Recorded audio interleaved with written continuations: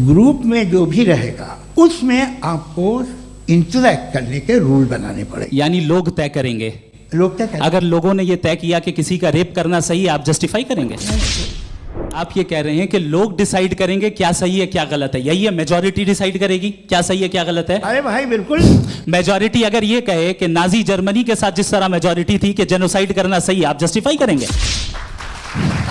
उस वक्त प्लेनेट पे जो लोग थे उनमें कितने लोग हिटलर को सही समझते? अच्छा, प्लेनेट की मेजॉरिटी तय करेगी, सोसाइटी की नहीं। प्लेनेट की मेजॉरिटी गॉड के एग्जिस्टेंस को सही मानती है, आप क्यों नहीं मानते?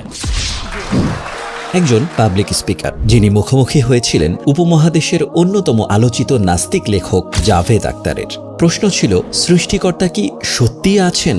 নিজের অকাট্য যুক্তি, গভীর জ্ঞান ও সাবলীল উপস্থাপনায় সেই মঞ্চেই জাভেদ আখতারকে নীরব হতে বাধ্য করেছিলেন তিনি। সেই মানুষটাই এবার আসছেন বাংলাদেশে। পরিচয় করিয়ে দিচ্ছি মুফতি শামায়েল নদভীর সাথে। শৈশবেই হিফজ করেন পবিত্র কুরআন। এরপর ভর্তি হন উপমহাদেশের অন্যতম প্রাচীন ইলমি প্রতিষ্ঠান দারুল উলুম নাদওয়াতুল উলামা লখনউতে। সেখানে তিনি ইফতা পাশ করেন এবং ব্যুৎপত্তি অর্জন করেন কুরআন, হাদিস ও ফিকহে। তবে তার জ্ঞানচর্চার পথ সেখানেই থেমে থাকেনি।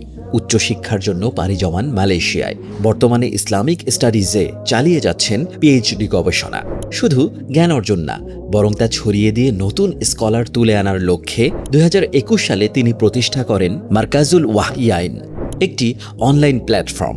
2024 সালে কলকাতায় প্রতিষ্ঠা করেন ওয়াহিয়াইন ফাউন্ডেশন, একটি অলাভজনক সংস্থা যা শিক্ষামূলক কার্যক্রমের পাশাপাশি ধর্ম ও নাস্তিকতা সম্পর্কিত বিভিন্ন প্রশ্নের জবাব দিতে কাজ করে। এই বিশ্বনন্দিত আলেমকেই বাংলাদেশে নিয়ে আসছে সিয়ান পাবলিকেশন। এই বিশেষ অনুষ্ঠানের অংশ হতে এখনই রেজিস্ট্রেশন করুন।